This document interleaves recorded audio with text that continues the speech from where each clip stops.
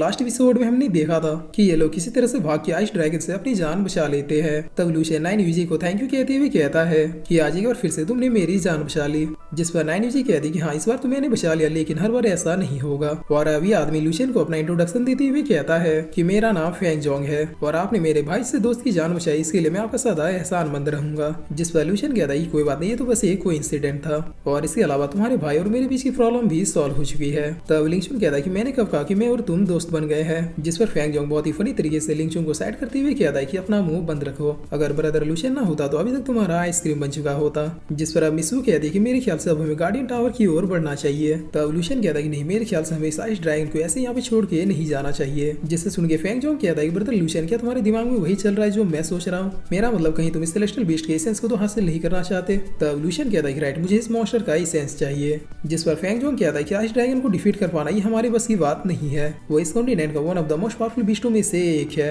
इस पूरे कॉन्टिनेंट के बीस्टों में उसकी रैंक 73 पे है। तब लूशियन कहता है कि मानता हूँ कि 10 डिवाइन रियल्म के कल्टीवेटर एक सेलेस्टियल लेवल के बीस्ट को डिफीट नहीं कर सकते, लेकिन अगर कल्टीवेटरों की संख्या 100 हो जाए तो। जिस पर अब अगले ही पल में हम देखते हैं कि इस पूरे प्लेस में एक रूमर फैल जाता है कि आइस ड्रैगन को किसी ने बहुत ही बुरी तरीके से इंजर्ड कर दिया है और अब बस एक डिवाइन रियल्म का कल्टीवेटर ही उसे डिफीट कर सकता है। तब इतना सुनते सारे कल्टीवेटर अब बहुत ही जोश में आते हुए कहते हैं कि अब उस 10,000 साल पुराने आइस ड्रैगन का एसेंस तो मेरा ही होगा। और इतना किया कि अब सारे कल्टीवेटर जल्दी से जल्दी आइस वैली की ओर पहुंचने लगते हैं। तब ये सब देखे लूशियन कहता है कि चलो काम बन गया। जिसके बाद अब सीन चेंज होता है और हमें आइस वैली का सीन दिखाया जाता है जहाँ पर ये लोग पहले से ही छुप के बैठे हुए थे। तब फेंग जोंग कहता है कि वो लोग आने लगे हैं, क्या कहते हैं हम लोग भी रेडी हो जाए। जिस पर लूशियन कहता है कि नहीं, पहले वो सबको जाके लड़ने दो। तब 9UG कहते हैं कि लूशियन मान के चलो अगर तुमने इस ड्रैगन का एसेंस प्राप्त कर भी लिया तो फिर भी तुम्हारी मेरिटेंस इस लायक नहीं हुए कि वो इस एसेंस को रिफाइन कर सके। ये बीस्ट भी 10,000 साल पुराने बीस्टों का वंशज है। जिस पर लूशियन कहता है कि ये बीस्ट कितने हजार साल पुराना है, इससे मुझे क्या ही फर्क पड़ेगा क्योंकि मेरे साथ खुद एक लाखों साल पुरानी एंशिएंट हेवनली बीस्ट है। तब 9UG कहती है कि आजकल तुम्हें इस बीस्ट के ऊपर कुछ ज्यादा ही भरोसा होने लगा है। जिस पर लूशियन कहता है कि वेल उस बीस्ट को भी पता है कि उसकी हेल्प सिर्फ मैं ही कर सकता हूँ। और अब इस प्लेस पे एक आदमी अपने पूरे गैंग के साथ आ जाता है और आते हुए कहता है कि इस बीस्ट को चारों तरफ से घेर लो। तब इतना सुनते आइस ड्रैगन अब अपनी पावर से यहाँ पे ठंडर बरसाना शुरू कर देता है, जिसकी वजह से कुछ लोग इस पावर को झेल नहीं पाते और वो माउंटेन से गिरने लगते हैं। तब ये देखकर ये आदमी थोड़ा शौक होते हुए कहता है कि क्या ये सच में इंजर्ड है। तब लूशियन कहता है कि फाइनली अब खेल शुरू हुआ और लूशियन कितना कहता है ये ड्रैगन अब बहुत ही गुस्से में यहाँ पे मौजूद सारे लोगों के ऊपर अब अटैक करना शुरू कर देता है। तब ये लोग भी अब अपनी अपनी पावर से सीधे इस ड्रैगन को डिफीट करने के लिए बढ़ जाते हैं, मगर आइस ड्रैगन फिर से अपने नुकीले आइस का यूज करते हुए एक ही झटके में यहाँ पे मौजूद सारे कल्टीवेटर्स को उनकी औकात दिखा देता है। और जैसे इस बीस्ट का अटैक यहाँ पे मौजूद कल्टीवेटर्स के लेवल पे पड़ता है तो उसी वक्त इन लोगों का ऊपर जाने का टिकट कट जाता है और ये लोग पलक झपकते ही ऊपर वाले को प्यारे भी हो जाते हैं। तब ये देखकर लूशियन बहुत ही शौक होते हुए कहता है कि व्हाट द फ्लावर, ये क्या हुआ। जिस पर मिसू बताती कि अगर हमारे इस पावर इंडिकेटर पे कोई पावरफुल अटैक आके लग जाए जो इस लेवल से भी ज्यादा पावरफुल है तो उसी वक्त यमराज जी की भैंस की नजर हमारे ऊपर पड़ जाती है। तब लूशियन इस फाइट को देखते हुए कहता है कि इसका मतलब हमारे पास सिर्फ एक ही चांस है क्योंकि इस बीस्ट का अटैक हमारे अटैक से तो कहीं ज्यादा पावरफुल होगा। जिस पर लिंगचुन कहता है कि अगर ऐसी बात है तो फिर चलो इस बीस्ट से फाइट करते हैं, वैसे भी वो अभी दूसरों के साथ उलझा हुआ है। तब लूशियन कहता है कि नहीं वेट करो, अगर अभी हम लोग गए तो पक्का वो ड्रैगन हमें भी डिफीट कर देगा। जिस पर लिंगचुन कहता है कि और अगर नहीं गए तो फिर यहाँ पे एक एक करके सारे लोग मारे जाएंगे। तब लूशियन कहता है कि हाँ ये बात भी सही है और फिर लूशियन कहता है कि ठीक है अब जो होगा सो वो देखा जाएगा, हम भी मैदान में कूद ही जाते हैं, लेकिन इस ड्रैगन को डिफीट करने के लिए हमें सबको साथ में लाना होगा। और ये कहकर अब लूशियन भी मैदान में कूदते हुए कहता है कि जितने भी लोग यहाँ पे मौजूद है वो सारे एक साथ एक 4th लेवल स्पिरिचुअल स्पेल को क्रिएट करें। तब लूशियन की आवाज सुन के ये आदमी कहता है कि आखिर तुम हो कौन और हम लोग भला तुम्हारी बात क्यों सुने। जिस पर फेंग जोंग कहता है कि सालो तुम लोगों को ड्रैगन का एसेंस चाहिए या फिर नहीं। तब ये आदमी कहता है कि हाँ ड्रैगन का एसेंस तो चाहिए लेकिन हम लोग तुम पे भरोसा क्यों करें। जिस पर मिसू कहती है कि क्योंकि मैं सू फैमिली की प्रिंसेस भी इसके ऊपर भरोसा कर रही हो। तब इतना सुनते ये सस्ता लोएनफी अपने लोगों को ऑर्डर देता है कि आप कोई कुछ भी नहीं बोलेगा, अगर ये सुंदर कन्या इन लोगों की तरफ है इसका मतलब ये लोग बिल्कुल भरोसे वाले हैं, इसीलिए शेर की शकल में मेरी गीदड़ों की सेना जाओ इन लोगों की हेल्प करो। जिसे देखकर ये लोग भी अब बहुत ही चिढ़ते हुए कहते हैं कि औरत के चक्कर बाबू भैया औरत के चक्कर। जिस पर अब लूशियन फिर से सबको अस्पल बनाने के लिए कहता है। तब सारे लोग भी अब एक साथ रेडी होते हुए अस्पल बनाना शुरू कर देते हैं। जिस पर लूशियन कहता है ठीक है अब एक साथ सारे लोग अटैक करो। तब इतना सुनते यहाँ पे मौजूद सारे लोग अपने अपने स्पेल से इस ड्रैगन के ऊपर ताबड़तोड़ अटैक करना शुरू कर देते हैं, जिसकी वजह से ये ड्रैगन भी अब बहुत ही ज्यादा इंजर्ड होने लगता है, मगर फिर से ये ड्रैगन अपने नुकीले आइस को रिलीज कर देता है, जिसकी वजह से कुछ लोग मरते हैं तो कुछ लोग बहुत ही ज्यादा इंजर्ड हो जाते हैं। तब ये देखकर अब लूशियन भी अपने स्पेल को क्रिएट करते हुए इस अटैक को रोकने की कोशिश करने लगता है, लेकिन इस ड्रैगन का रेस और पावर समय बीतने के साथ और भी ज्यादा बढ़ते जाता है और अभी अपने अटैक से लूशियन की शील्ड को भी तोड़ देता है।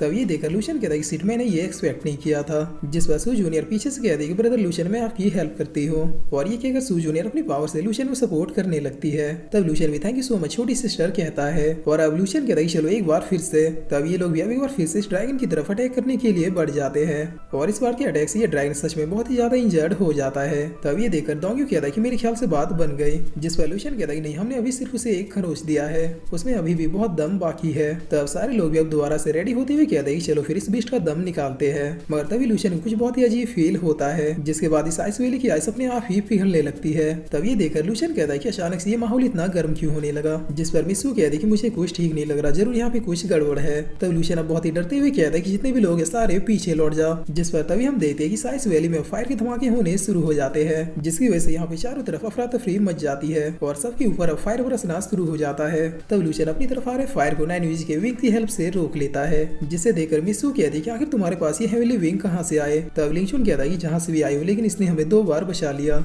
और अब 9 कहती है कि लूशियन रेडी हो जाए, एक दूसरा 10,000 साल पुराना बीस्ट जाग चुका है और ये शायद पहले वाले से भी ज्यादा खतरनाक है। जिस पर तभी हम देखते हैं कि जमीन को चीरते हुए यहाँ पे एक और बीस्ट बाहर आता है, जो कि एक 10,000 साल पुराना फायर रेप्टाइल था और इस बीस्ट की रैंक 72 है।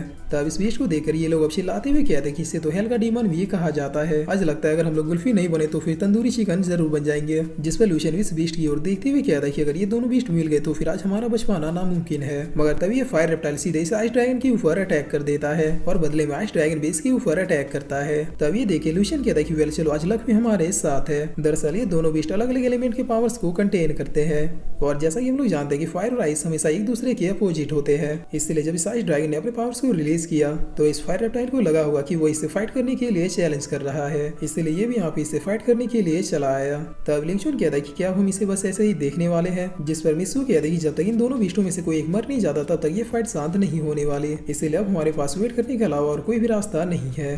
तब लूशियन भी स्माइल करते हुए कहता है कि बिल्कुल अब हमारे पास कोई भी रास्ता नहीं है, इसलिए इस लेजेंडरी फाइट को एंजॉय करो। और अब ये दोनों ही बीस्ट एक दूसरे को अपनी अपनी पावर से खत्म करने में लग जाते हैं, जहाँ पर फायर रेप्टाइल अब भारी पड़ते हुए आइस ड्रैगन को मारना शुरू कर देता है, जिसकी वजह से आइस ड्रैगन का एसेंस सब बाहर आने लगता है। तब आइस ड्रैगन भी फायर रेप्टाइल को पूरी तरीके से जकड़ते हुए अपने साथ ही ब्लास्ट करने की कोशिश करने लगता है, जिसे देखकर लूशियन कहता है कि सारे लोग छुप जाओ, अब यहाँ पे एक बहुत ही बड़ा धमाका होने वाला है। जिस पर अब लूशियन कहता कहते ये धमाका भी हो जाता है, जिसकी वजह से चारों तरफ धुआं ही धुआं हो जाता है। तब ये लोग अब कोने से निकल के झांकते हुए कहते हैं कि क्या वो दोनों मर गए। जिस पर इधर हम देखते हैं कि आइस ड्रैगन तो खत्म हो चुका था, लेकिन रेप्टाइल अभी भी जिंदा था, लेकिन इसी कंडीशन में बिल्कुल मरने के लायक हो चुके थे। तब नैनी जी कहते हैं कि लूशियन आपके इनविटेशन का वेट कर रहे हो, जाओ जल्दी से जाके उसे भी खत्म करके उन दोनों एसेंस को लपेट लो।